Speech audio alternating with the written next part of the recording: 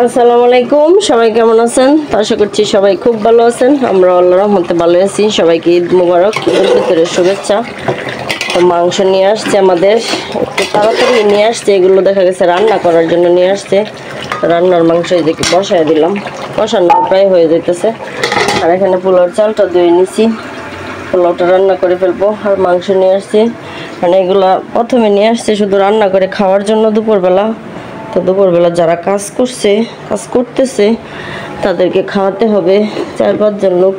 তাখানে যে মাংস পাঠিয়ে দিছে সানির আব্বু আবার সকাল সকাল মানে বেরিয়ে পড়ছে কাজগুলো করতে। তো দেখা গেছে সানির আব্বু রাত্রেবেলাও ঘুমায় নাই, তো টেনশনে দেখা গেছে এগুলো এখন আমি পরিষ্কার করে তারপর এখান থেকে রান্না করছি। আর বাকিগুলো পরিষ্কার করে তারপর ফ্রিজে রাখবো। আর যাদেরকে দেওয়ার ওইগুলো আমাদের আলাদা করে দেওয়া হয়ে গেছে। আমার শাশুড়িগুলো মানে ঠিকঠাক করে যাদেরকে দেওয়া লাগবে শাশুড়ির হাতে বন্টন করা হবে। তো এগুলো শাশুড়ির রুমে দেওয়া হয়ে গেছে। তো এগুলো এখন রান্না করতেছি।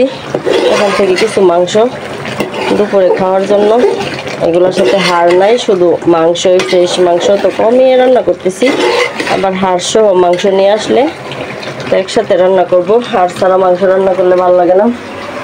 তো এগুলো এখন রান্না করি, মানে যারা কাজ করে তাদেরকে খাওয়াই, সবসময় খাওয়াতে হবে দুপুরে। তো নিয়ে আসার পর তো দেখা গেছে রান্না করলে ওরা সাথে সাথে চলে যায়, খাওয়ানোর হবে না। সেজন্য প্রথমেই রান্নাটা বসিয়ে দিলাম। আর পোলাওটা রান্না করব। আর ভাত রান্না করে রাখছিলাম এই যে সকালবেলায়। আর পোলাও রান্না করব, আর ডাল রান্না করছি সকালে।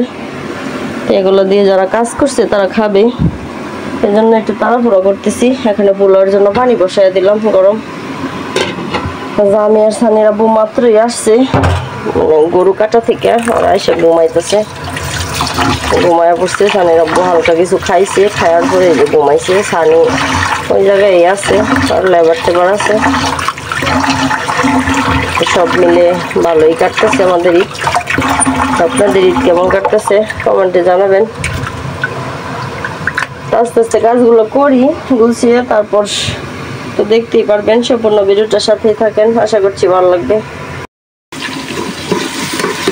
যেহেতু চুলা একটা আমার, তো কুকারে বেশিরভাগ দেখা গেছে টুকিটাকি অনেক কিছুই রান্না করে থাকি। তো কুকারে আজকে পোলাওটা বসিয়ে দিলাম, পেঁয়াজগুলো হালকা একটু ভেজে তারপর পোলাওটা রান্না করব। চাল ধুয়ে একদম পানি জড়িয়ে নিছি, সব কিছু কেটে কেটে রেডি করে। আর এখানে মাংসের তরকারিটাও বসিয়ে দিছি, কষিয়ে তারপর ঝুল দিয়ে দিলাম। আস্তে আস্তে মাংসটা হোক, আর এদিক দিয়ে কুকারে পোলাওটা বসিয়ে দিছি। ঘি দিয়ে পোলাও রান্না করতেছি।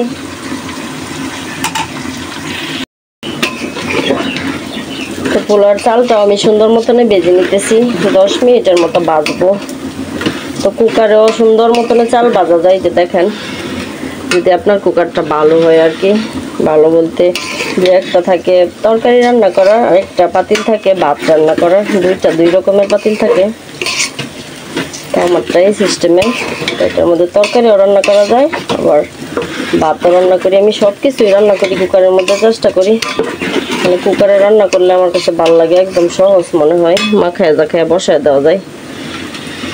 চুলার থেকে বেশি আরাম মনে হয় আর কি।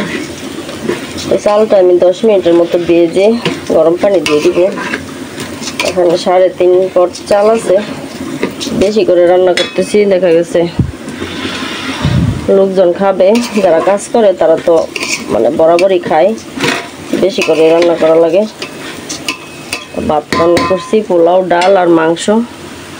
তো চালটা 10 মিনিটের মতো ভেজে তারপর পানি দিয়ে দিব। সারাদিন তো অনেক কাজ করছি, ভিডিও করতে পারি নাই। এখন সময় হচ্ছে সন্ধ্যা 8:30 বাজে। তো বুড়ি টুড়ি পরিষ্কার করে যে এখানে বুড়ি টুড়ি বানায় রাখছি, যে সব বানায় বলতে ভাপ দিয়ে রাখছি। আর এখানে গরুর মাংসের তরকারি একটা রান্না করছিলাম, তো খাওয়া হয়ে গেছে দুপুরবেলা, অনেক মানুষ খাইছে। এখন আবার মাংস রান্না করতেছে। এখানে 5 কেজির মতো আছে মাংস, বেশি করে রান্না করে রাখতেছি, ছেলেরা খাবে। তো দুপুরবেলা তো দেখা গেছে অনেক মেহমান খাইছে, সেজন্য যা রান্না করছিলাম সবই খাওয়া হয়ে গেছে।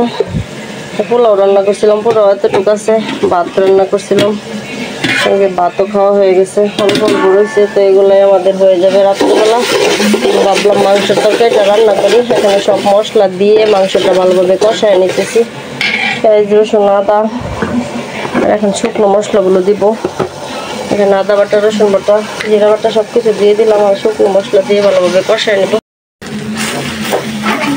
তো শুভ সকাল সবাইকে। তো রাত্রেবেলা আর ভিডিও করা হয় নাই, শরীরে এতটাই টায়ার্ড। রান্না বান্না করে গোসল করলাম, সব কিছু গুছগাছ করে তারপর ছেলেদের নিয়ে খেয়ে তারপর শুয়ে পড়ছিলাম। রাত্রে দেখা গেছে শরীরে এতটাই টায়ার্ড, মানে শরীর ব্যথা, সারাদিন কাজ করছি একা একা সব কিছু। এখন সকালবেলা জামের জন্য নুডলস বানাইতেছি, আর আমরা খিচুড়ি রান্না করবো। আজকে সকাল থেকে একটানা প্রচুর বৃষ্টি হচ্ছে, মানে আবহাওয়াটা খুবই ঘোলাটে, মনে হয় আরো বৃষ্টি আসবে। এখন একটু কমছে, তো সকাল থেকে একটানা বৃষ্টি ছিল। বৃষ্টির দিনে তো খিচুড়ি খেতেই ভালো লাগে গরম গরম। ছোট ছেলে বলতেছে নুডলস বানিয়ে দেওয়ার জন্য, আর নুডলস বানিয়ে দিতেছে। আর আমাদের জন্য চালে চালে খিচুড়ি রান্না করবো, বোনা খিচুড়ি। গরুর মাংসটা এক পাতিল রান্না করছি রাত্রেবেলায়, যে দেখেন এক পাতিল গরুর মাংস রান্না করে রাখছি। তো এখন খিচুড়ি বসায় দিই, গরম গরম খিচুড়ি আর গরুর মাংস। আর আমি খাবে নুডলস।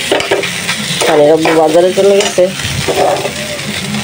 নুডলস হয়ে গেছে। জামিরে নুডলস দিয়ে আমি খিচুড়িটা বসায় দিব কুকারে।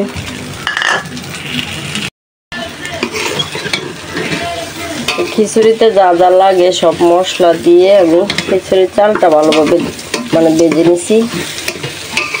আদা বাটা, রসুন বাটা, জিরা বাটা, তারপর সামান্য একটু জিরাও দিছি আস্ত। চালটা ভাজা হয়ে গেছে, পানি দিয়ে দিব, গরম পানি।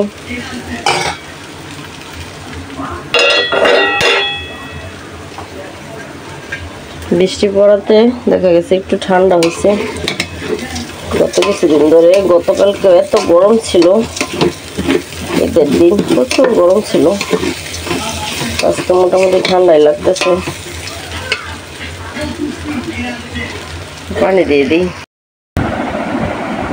তো সকালের নাস্তা খেতে বসলাম, তো খিচুড়ি রান্না করছি তো দেখলেনি।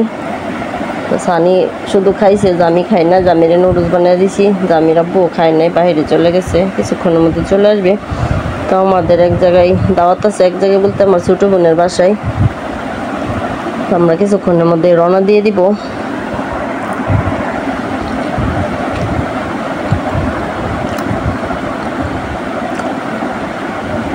তো সকালবেলা দেখা যাচ্ছে নাস্তা করতেই মন চায় না, হালকা পাতলা কিছু খাইলে ভালো লাগে। আজকে যেহেতু বৃষ্টির দিন, তো ভাবলাম খিচুড়ি রান্না করি।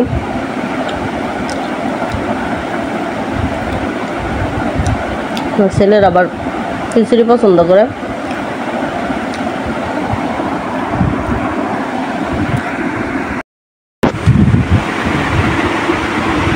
আমরা রওনা দিয়ে দিলাম, সানির আব্বু, আমি, সানি, আমি সবাই। এটাই বলো, আমরা এখন বেরিয়ে পড়বো।